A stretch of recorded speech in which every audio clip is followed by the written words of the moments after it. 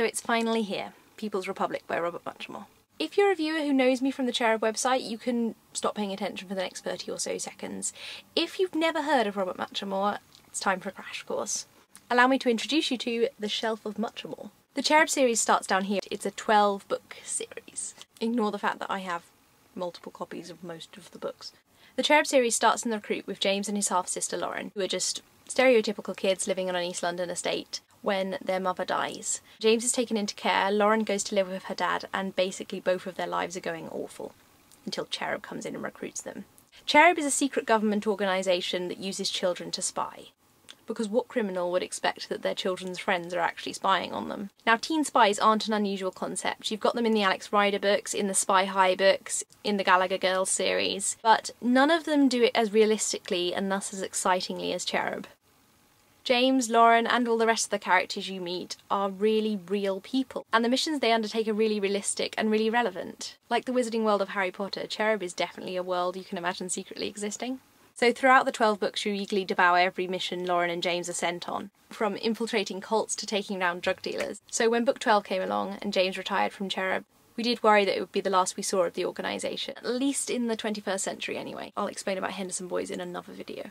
But a secret clue in the back of Shadow Wave, the last Cherub book, brought us to the Aramov series, of which People's Republic is the first.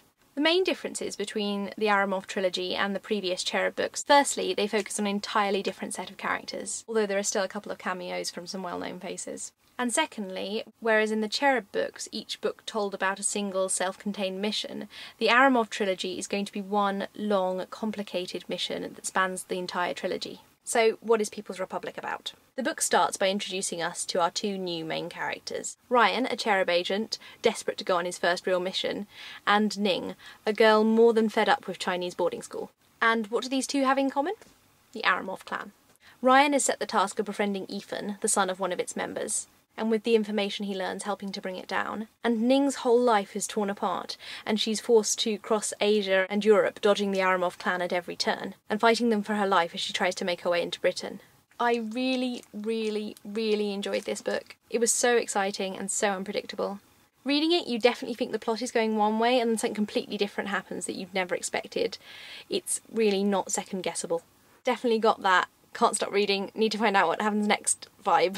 As I've mentioned before, some characters from the old series do make background appearances, however they're not in any way overpowering. If you're a new reader who's never heard of Muchamore before, you can definitely start on this book. There is so much more I wanted to talk about in this video, but it's already far too long, so I'll try and make a follow-up video later talking about the plot more in-depthly and doing some Cherub-Aramov comparisons. If you're a Cherub fan, I'd love to hear from you in the comments below. Tell me what your favourite Cherub book is. Mine's definitely 6, but what's yours? And tell me if you're planning to pick this up. It just came out on August the 4th, and when you've read it, I want some comparisons. Ryan or James, Kerry or Ning, Aramov or Cherub. I'd love to hear what you think. Also, thanks so much to Rob for my signed early copy.